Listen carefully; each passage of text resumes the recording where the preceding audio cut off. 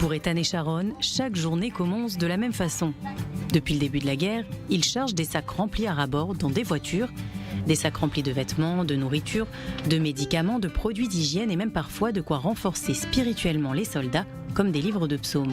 Ils prendront ensuite la route pour rejoindre une base militaire à plus d'une centaine de kilomètres pour apporter tous ces produits aux soldats. Ça a démarré, c'était pas mon initiative, c'était celle d'Ethan où un soir il a décidé de partir comme ça dans une des bases. Donc il est parti déposer au début juste un paquet de cigarettes, des bouteilles d'eau, des choses comme ça. Quand j'ai vu ça, j'ai dit attends, tu peux pas rester à rien faire. Donc moi j'ai lancé un petit appel sur Instagram. Et les gens forcément ils sont rentrés dans cet engouement. Cette envie d'aider, de faire quelque chose pour le pays, pour ses soldats, de nombreux Israéliens la partagent, mais pas seulement. Depuis qu'ils se sont lancés dans leur nouveau quotidien, le frère et la sœur ont reçu de l'aide des 4 coins du monde, des dons envoyés depuis la France, les États-Unis et même le Canada. Grâce à ces dons et à la participation de différents partenaires dans leur région, ils parviennent également à financer l'achat quotidien de centaines de repas chauds pour les soldats. En 2 heures de temps, on a réussi à répondre à sa demande. On a préparé 150 repas le premier jour pour Sharon. Elle nous a sollicité 2 jours après pour 500 repas pour Shabbat. On a pu répondre tant bien que mal aux 500 repas. Tant qu'elle nous demandera, on répondra à sa demande parce que le travail que fait Sharon est vraiment bravo. Bravo. Sharon et Ethan ont été rejoints par Hillel et Eli, 2 frères qui parcourent leur pays avec leur camionnette pour aller là où l'on a besoin d'eux. En général, ce sont les soldats ou leurs proches qui les contactent via les réseaux sociaux pour leur faire des demandes et la petite équipe s'organise pour pouvoir la satisfaire au plus vite. Je fais des annonces. Les gens m'envoient directement des messages sur WhatsApp, en message, sur Instagram, peu importe, un peu de partout. Et j'arrive tout simplement à gérer toutes les demandes. Baruch Hashem, grâce à Dieu, j'ai réussi à peu près dans les 80% des bases demandées. Je ferai tout mon possible pour faire toutes les bases d'Israël, c'est mon but, c'est mon objectif. Et je me donnerai corps et âme pour faire cela.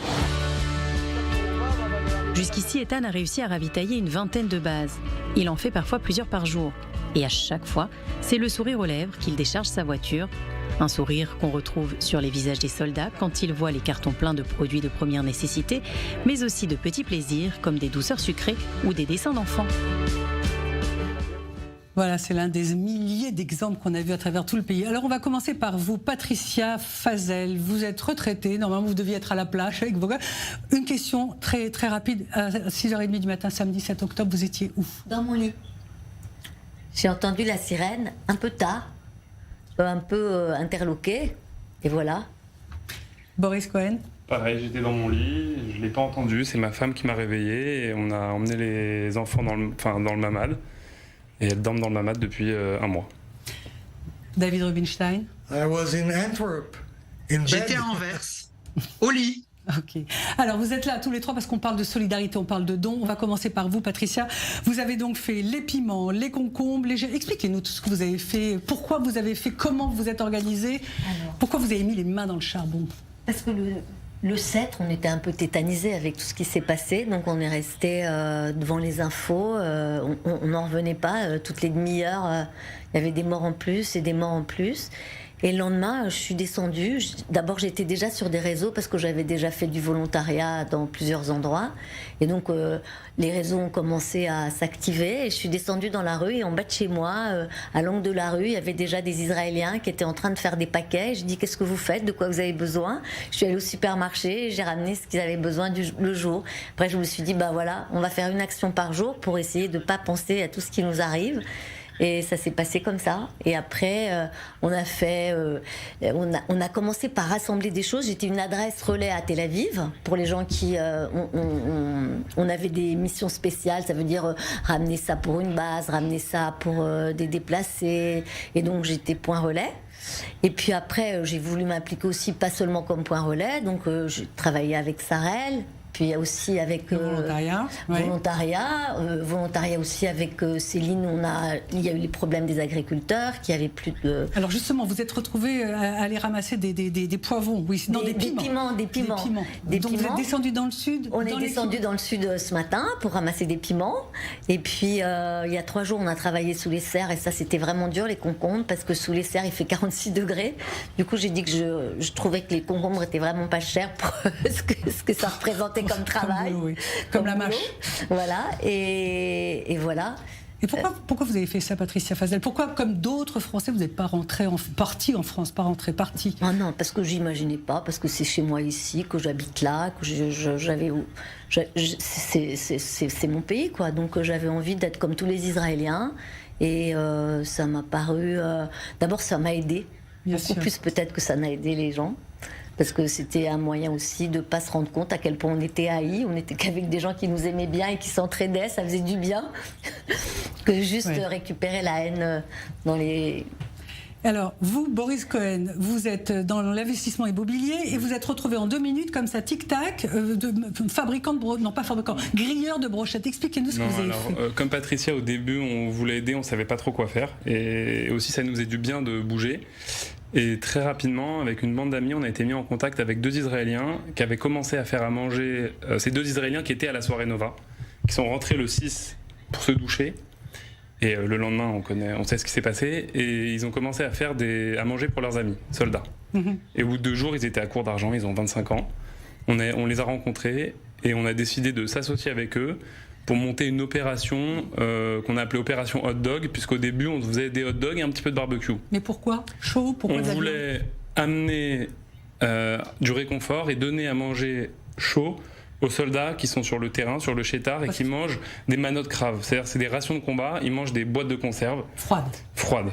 Des boîtes de thon. Alors, on m'a raconté qu'ils les faisaient chauffer pour essayer de chauffer un peu le thon. Bon. Et donc, aujourd'hui, on essaye de cibler des soldats qui mangent ces manottes craves, donc des rations de combat froides, et d'aller leur donner à manger, leur faire des barbecues. Aujourd'hui, on leur fait des barbecues puisqu'on a complètement laissé tomber les hot dogs, on a vu qu'ils aimaient le barbecue. Et on organise 5 barbecues par semaine. On en a fait une 20aine.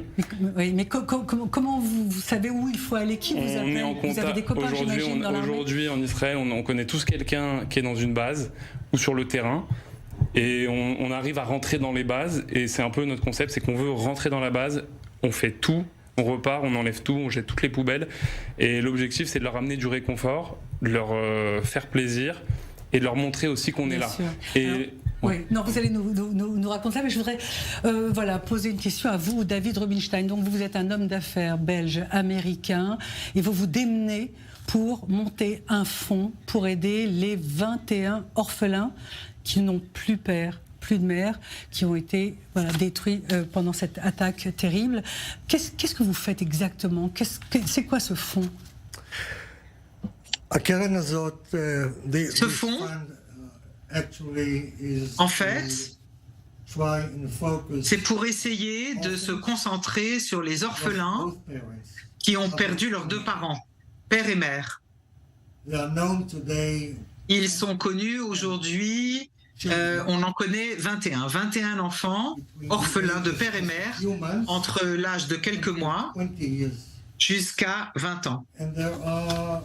Et il y a 18 autres orphelins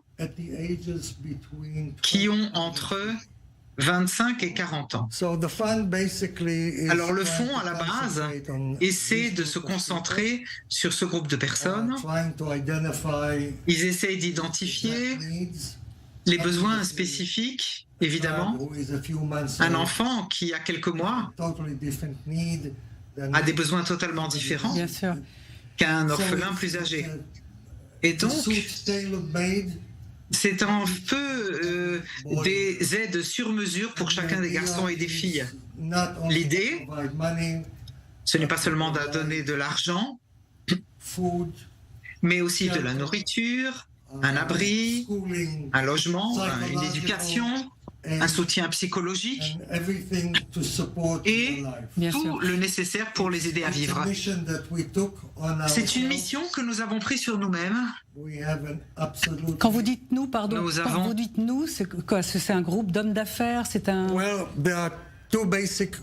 En fait, il y a 2 groupes de base. Un groupe agit aujourd'hui en Belgique. Nous avons un groupe qui s'appelle SOS Israël.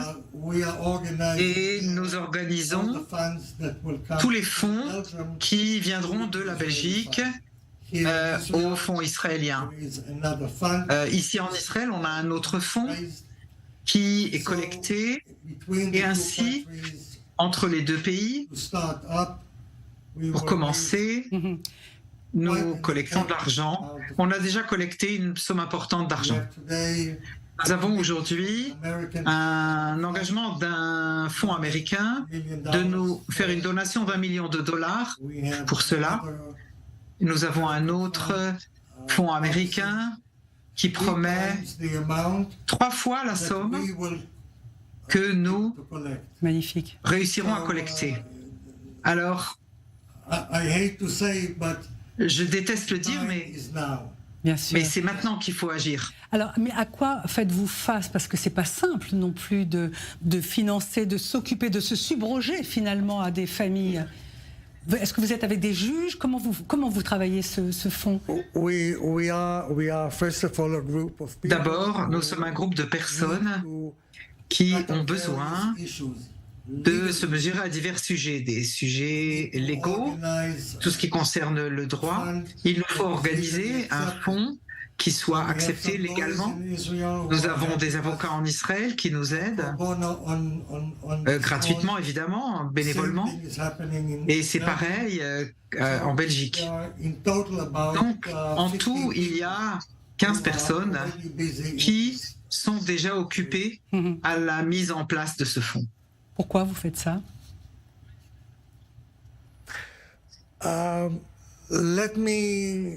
Écoutez, je vais vous ramener un tout petit peu vers l'extérieur. Pas trop long parce que je vais essayer de vous expliquer très rapidement. Mon père, de mémoire bénie, est un rescapé de la Shoah. Il a perdu son père, sa mère, 11 frères et sœurs, une épouse et 2 enfants. Je suis son fils unique. Quand en 1956, la guerre a éclaté entre Israël et les États arabes autour de nous, il a fait don d'un mois de son salaire. C'était un simple ouvrier. Et la première fois que j'ai entendu les mots « plus jamais ça »,« never again », c'était de sa bouche. Plus jamais ça. Nous assurerons que cela n'arrive plus jamais. Et c'est la raison pour laquelle. Très très émouvant ce que vous nous dites, David Rubinstein.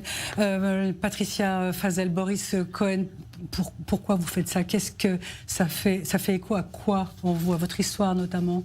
Oui, c'est sûr que ça fait écho à mon histoire. Mon père était un survivant de la Shoah. Et voilà. Et c'est la première fois où je me suis dit que je ne me manquais pas ce jour-là. Enfin, il me manquait sans me manquer. J'étais contente qu'il ne soit pas là pour pas voir ça, ce qui s'était passé. Boris, plus jeune, génération plus jeune. La génération plus jeune. Vous avez fait votre alia il y a peu de temps, d'une certaine façon. Il y a 3 ans à peu près. Après, c'est vrai que j'ai été élevé. Ma grand-mère est très active à la Viso depuis plus de 50 ans. Et quand on a eu, depuis les événements du 7 octobre, on était obligé d'agir. Et en tant que civil israélien non mobilisé, il fallait qu'on soit actif et pour nous faire quelque chose et soutenir les soldats et leur montrer aussi qu'on est là. Juste une question, comment réagissent les soldats quand vous arrivez, vous êtes aussi dans des bases, vous avez été dans des bases. Comment réagissent ces soldats quand ils vous voient, des Français, comment c'est eux qui nous amènent. En même temps, je dois dire que c'est extraordinaire parce que la solidarité, elle vient de tous, quoi. Les soldats, les Israéliens, les Français, ils voient des Américains. Hier, on était sur une base, il y avait des Français non-juifs qui arrivaient de Saint-Étienne et qui sont venus aider. Extraordinaire. Des Français non-juifs.